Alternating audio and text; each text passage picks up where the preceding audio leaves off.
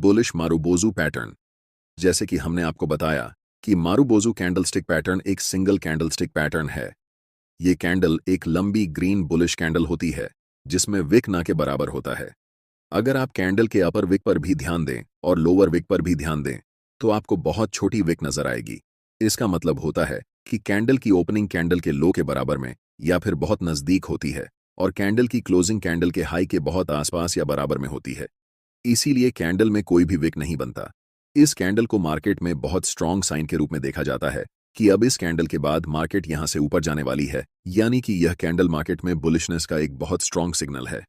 अब जानते हैं कि अगर आपको चार्ट्स पर मारुबोजू कैंडल दिखती है तो आपकी अप्रोच क्या होनी चाहिए उसे ट्रेड करने के लिए।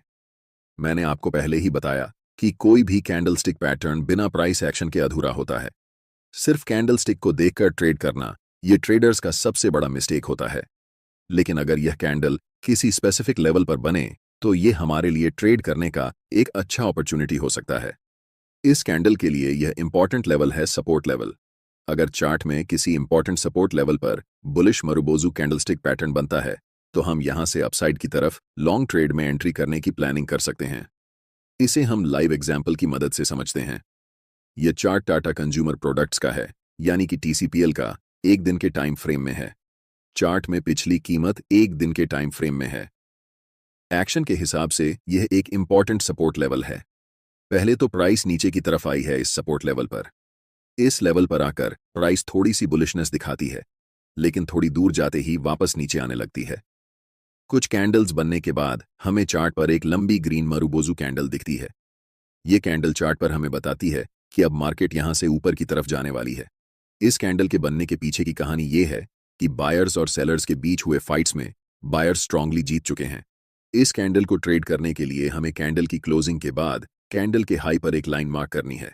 नेक्स्ट कैंडल जब भी इस कैंडल के हाई को ब्रेक करेगी तब हम ट्रेड में बाय पोजीशन में एंटर करेंगे।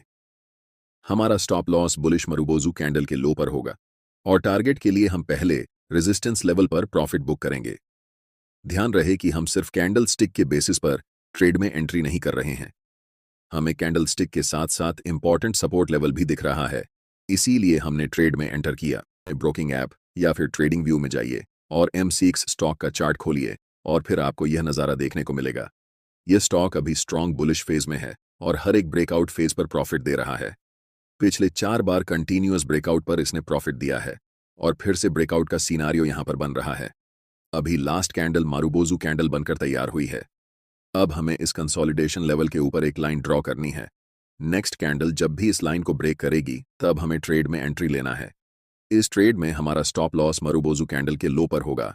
फर्स्ट टारगेट के लिए हम 1 से 2 का रिस्क रिवॉर्ड रखेंगे और उसके बाद हम स्टॉप लॉस को ट्रेल करेंगे।